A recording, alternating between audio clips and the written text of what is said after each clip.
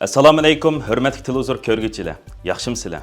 Dunyo qurultiyi Tor televiziyasining kunlik xabarlar programmasiga hammanglar xush kelibsizlar. Men İftihar Abdurashid. Bugun payshanba. Hurmatli ko'ruvchilar, tövəndə diqqətinizlər kunlik xabarlar programmamızning tafsilotida bo'lsin. Uyg'ur tarix tadqiqotchisi doktor Nabijon Tursun nomida Avstraliyadagi Melissa Xotir doktorxonasi fondi tarafidan Turkiyadagi Uyg'ur o'quvchilar uchun doktor Nabijon Tursun o'qish mukofoti ta'sis qilindi.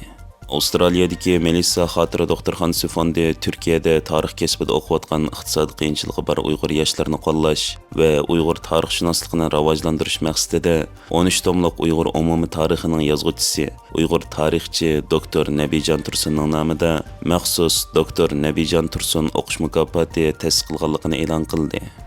Melissa Xotir doktorxonasi fondi jamiyati yoshlar va jamiyat taraqqiyotini ilgari surish, oliy ma'rif tashabbuslarini qo'llash orqali yoshlarning o'qish natijalarini ilgari surish, sog'lom kelgusini kafolatlantirish, bolalarning ochliq masalasini hal qilish va xalqaro madaniyat tushunishini ilgari surib, texmi kuchlik, texmi birlikka kelgan jamiyat qurishga bag'ishlangan foyda olmaydigan tashkilot. Bu tashkilot 2018 yildan buyon Turkiyadagi nurg'unlagan o'quvchilarning oliy maktab xarajatini hal qilib kelayotgan bo'lib, bu qatim xalqaroliq an'analarga mos holda o'z sohasida gavdalik to'kib qo'shgan shaxslarning nomida mukofot ta'sis qilishni qaror qilib, tunji mukofotini Uyg'ur va O'rta Osiyo tarixi tadqiqotchisi va jurnalist doktor Nabijon Tursun apandining tadqiqotidagi zo'r xizmatlari uchun uning nomida ta'sis qilgan.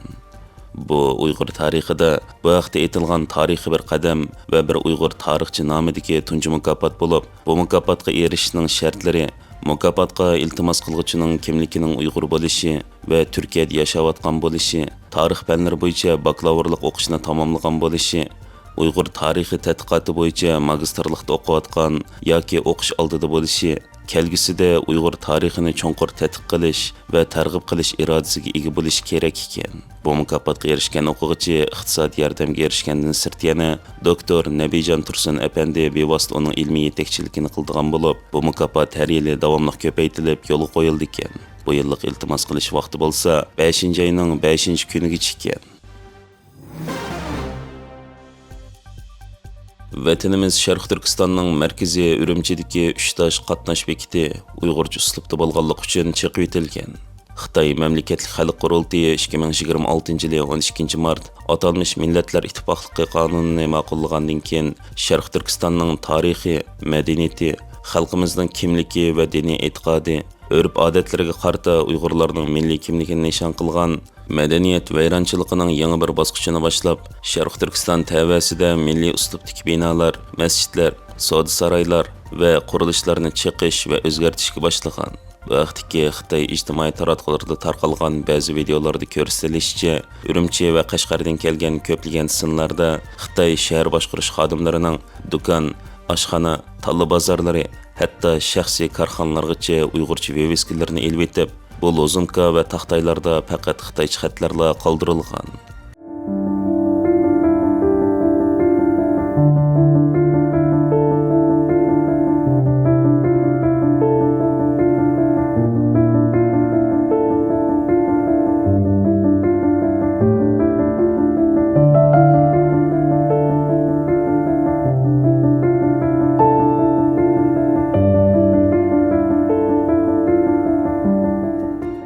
Bunun misallardan biri bu ayning 5'ida vatanimizning markaziy Urumchidagi 3 tosh qatnash bekitini Uyg'urcha uslubda bo'lganligi uchun chiqib etgan. Xitoyning Doyin supsida keng tarqalgan bir sinda Sharq Turkistonning markaziy Urumchidagi cho'ng transport markazi bo'lgan 3 tosh qatnash bekiti umumlashgan Xitoycha ismi Sandongbey qatnash bekitidagi Uyg'urcha uslubdagi binokorlik omillarining chiqilayotganligi ko'rsatilgan bo'lib, sinda bir Uyg'urning cho'nqur qayg'u bilan bugun biz Urumchidagi eng gavdalik madaniyat yodikorliklaridan birining vayron qilinishiga shohid bo'lyapmiz. U bizning aslimalarimizni saqlagan edi. Nurg'unlarimiz uchun safarlarimiz mush yerdan boshlanib, mush yerda oxirlashadi. U endi yo'q bo'ldi degan ochiq hislarni ifodalagan. Avlod Şinjan xalqining go'zal aslimasiga to'lgan Sandongbey bekat bugun chiqildi. Yo'ldan o'tkit bag'ash ko'rib bir xil bo'lib qoldim. Bir tarafdan xush bo'ldim, bir tarafdan xush aslimlar esimga kelib bir xil ko'nglim yerim bo'ldi. Sandongbey bekat desam hammanglar bilasizlar-ku. Butun Urumchi kelib baqqanmish Abdumur rayonining markaziga bu joyga tijorat qilish uchun, o'qish uchun, sayohat qilish uchun, doktorxona davolanish uchun keldiganlar mushu bekat keladinglar shunaqa. Mushu bekatdan Urumchining har qaysi joyga boradinglar. Bu bekat nurg'un kishilarningki, bir avlod kishilarningki orzu, armonlariga to'lgan bekat. Bu bekat nurg'un kishilarningki tatliq, ochiq, nurg'un hikoya aslimlarini o'z ichiga olgan. Arzumu mishadan boshlangan, arzumu mishadan oxirlashgan bir bekat deb o'ylayman. Nurg'un kishilar mush Urumchiga yaxshi oliy maktablarda o'qiyman, yaxshi doktorxonalarda davolanaman, tijorat qilaman deb ash yezi qishloqlardan, sizlar turayotgan shaharlardan mushu Urumchi degan shaharga cho'ng orzu umidlarni ilib mushu bekatdan kelgan-ku deyman. Bugun mushu bekatni chiqish vaqti kelgan, tarixiy vaqt kelgan hisobdan. Shuning uchun bir tartib turibman. Mushu bekat kelib o'zinglarniki go'zal orzu armonlaringni boshlagan yoki go'zal orzu armonlaringni ilib qaytgan do'stlarim bormi? Mushu bekatni oldi tushga rasmoli bormi? Bir zamonlarda shunda avatdi ya. Kelgusida bu joy yana davomli zamoniy qurilishlar bilan avat bo'lishi mumkin. Lekin bizning shu vaqtdagi aslimiz mushu joyda balkim shu pedi qilib qoldi deyman. Buningdan boshqa sinlardami kishilarning shahar rayonlaridagi uyg'urcha viviskalarni cheqiyotganligi ko'rsatilgan bo'lib, sin arx ko'rinishida bir kishining hasrat bilan bu tiq tugamidi, bir kuni cho'qim qaytib keladi degan umidlik nidolari anglandi.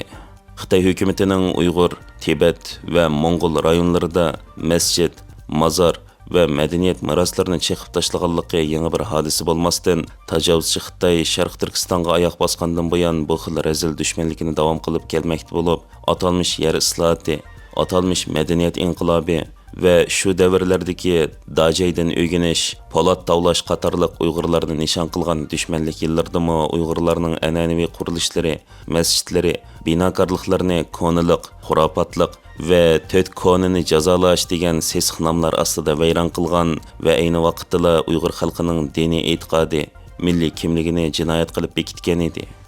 Sharq Turkistonda Xitoyning elib berayotgan bu qirg'inchiliklari bugungi kunda texmi razillashib, dunyoning ko'z oldida ma'rifda Uyg'ur tilini cheklash, ommaviy so'rinlardagi diniy belgilarni yo'q qilish, Uyg'urcha kitoblarni musodir qilish va ko'ydirish keng ko'lamda davom qilmoqda bo'lib, bu yil o'tirg'i chiqayotgan yangi paketlarda Xitoy hukumati Uyg'ur xalqining oxirgi mavjudlik belgilari bo'lgan lozunka va taxtaylardagi Uyg'urcha xatlar va Uyg'urcha uslubda naqshlangan bino imoratlarni cheqish orqali Uyg'ur xalqining oxirgi madaniyat iznolarini yo'qotish va kelgusi avlodlarning o'zining milliy kimligi va ona tili bilan tanishish imkonlarini talto'kis yo'qotishdan iborat razil qora niyatini oshkorlamoqda. Türkiye Energiya va Tabiiy boyliqlar ministrligi Sharq Turkiston joylashgan ikki Xitoy shirkatiga qarata xalqiliq jazo qarori chiqargan bo'lib, Xitoy nefti G'arbiy rayon burg'ulab tekshirish qurilishi cheklik shirkati bilan atalmish Xinjiang Jingtong neft tabiiy gaz pay cheklik shirkatining Turkiya sho'balariga hukumatning xaridor chaqirishidan 1 yil cheklash jazosi berilgan. Türkiye Energiya va Tabiiy boyliqlar ministrligi Türkiye neft shirkati tarafidan elib berilgan bir qatimli xaridor chaqirish jarayoniga qarata alayda jazo tadbiri qo'llangan bo'lib, bu qarorda Xitoyning Sharq Turkistonning yer osti boyliqlarini bulang-talang qiladigan Xitoy nefti G'arbiy rayon burg'ulab tekshirish qurilishi cheklik shirkati bilan atalmish Xinjiang Jingtong neft tabiiy gaz pay cheklik shirkati Türkiye sho'balarining Turkiyadagi faoliyatiga qarata jazo yurgizgan bo'lib, bu shirkatlarning Turkiyadagi tarmoqlari ommaviy xaridor chaqirish faoliyatlaridan cheklanib, jazo muddati ichidagi 1 yilda Turkiyada ichiladigan hech qanday ommaviy xaridor chaqirish faoliyatlariga qatnasha olmaydi ekan. Bu qarorning Turkiya neft shirkati tarafidan elib berilgan xaridor chaqirish doirasi ichida chiqarilganligi diqqat tortgan bo'lib, hukumat tarafining bildirishicha, yo'l qo'yilgan bu jazo xaridor chaqirish qonun doirasida baholangan va aloqador jarayonda belgilangan tartiblarga asosan yo'l qo'yilgan. Hürmetli körümenler, yuqorida diqqatingizga kunlik xabarlar programmamızning tafsilotini sundik. Kelar qitimliq sonimizgacha ko'rishgich aman bo'lgaysizlar. Stansimizning YouTube kanaliga a'zo bo'lishni unutmang. Xayr xo'sh.